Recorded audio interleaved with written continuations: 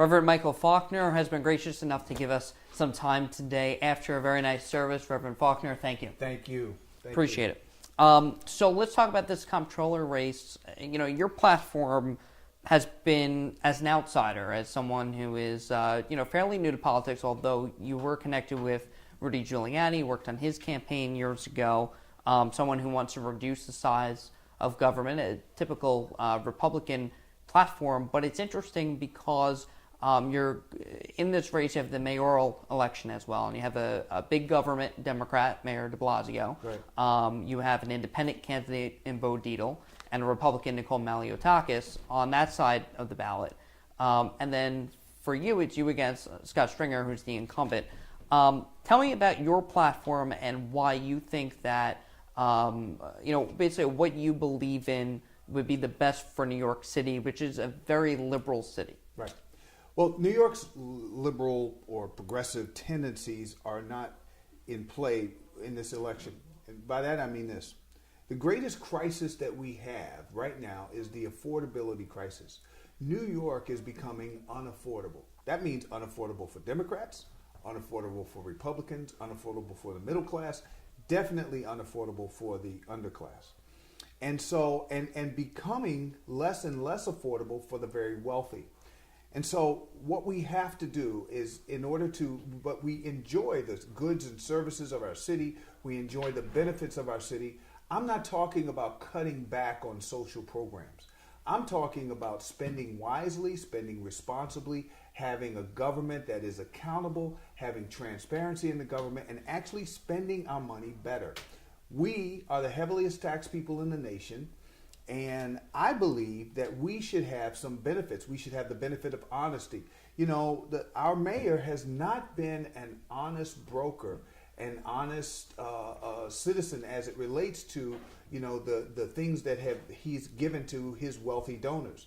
And our comptroller, Scott Stringer, has not been the fiscal watchdog, the activist that we thought he was going to be, that he told us he was going to be. He's done a lot of studies, done a lot of research, issued a lot of reports, but there has been very little, if any, action around the things that we've needed to change. So I actually asked Comptroller Stringer earlier about the audits, and that you have been challenging the fact that, he creates the studies and audits, but what are the real hard solutions that come out of those studies that are produced. So when you look at Board of Elections, there is a mismanagement problem, according to Comptroller Stringer. 90% of the polls have problems, which, looking at a couple of days before the election as we speak now, right. That's problematic. And I'm not sure if there's a party that benefits, if there's a party, but we know that the American people don't benefit by mismanagement, if that's right. the real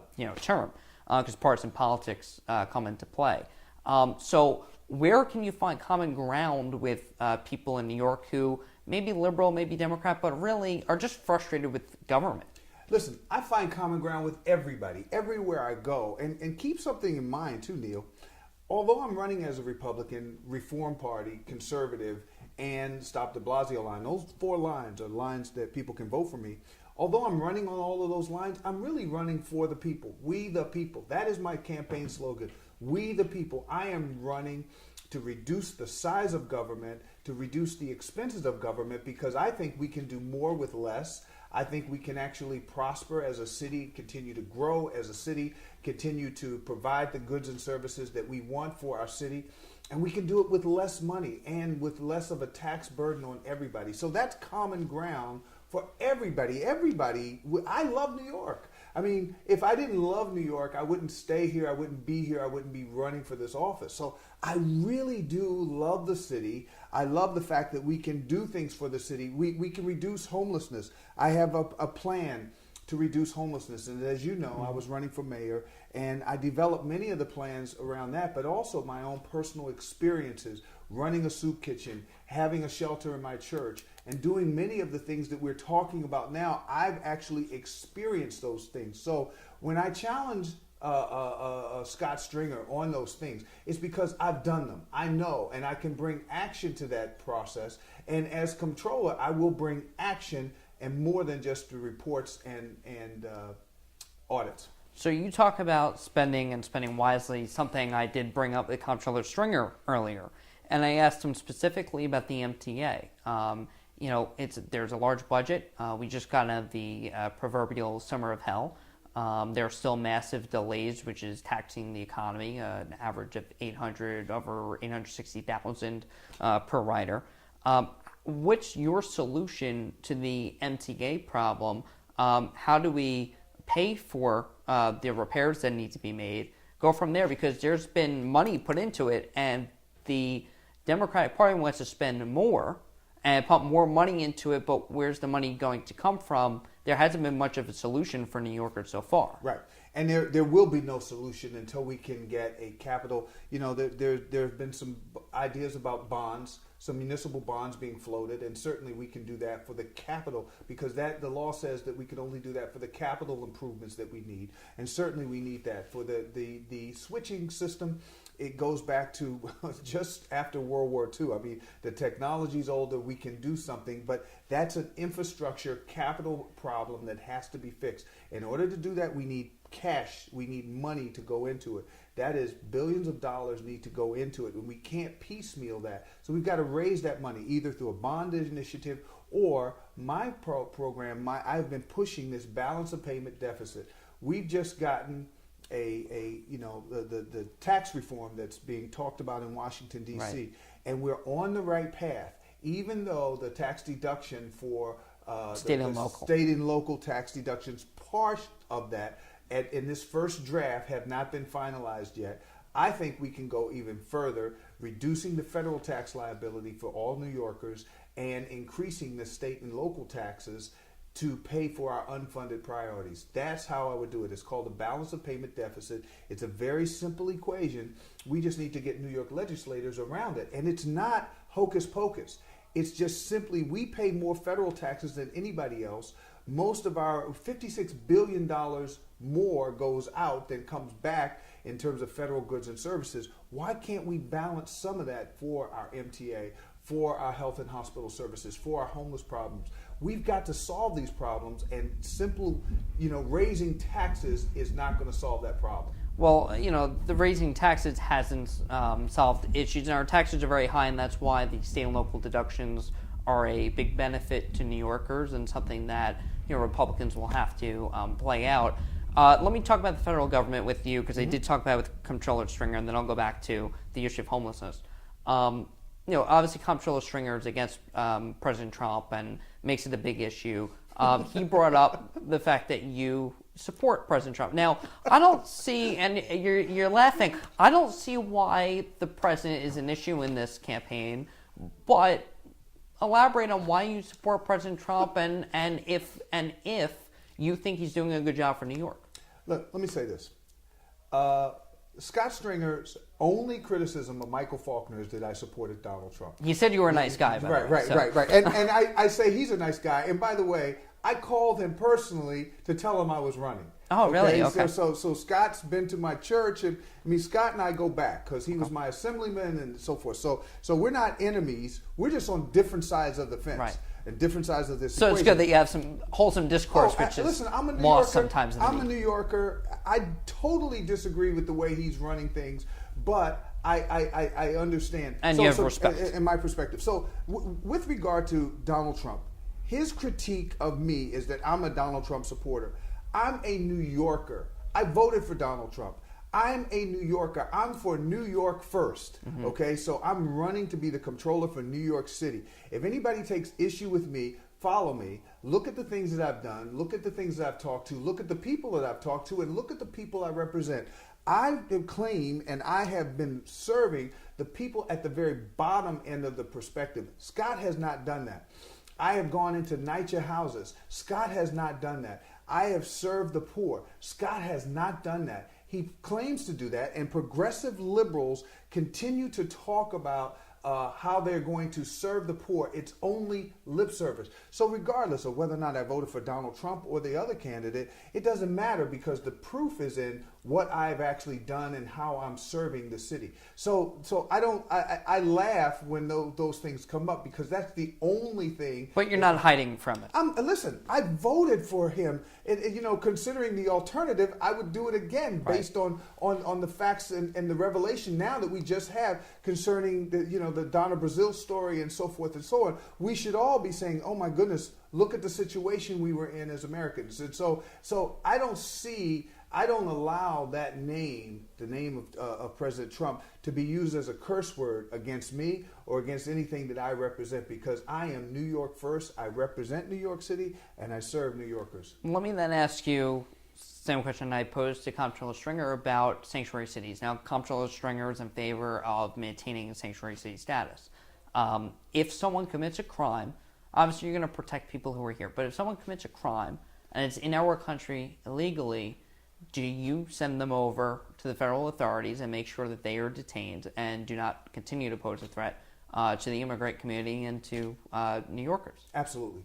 Absolutely. Unequivocal. I don't believe in the sanctuary city status is in the best interest of any New Yorkers.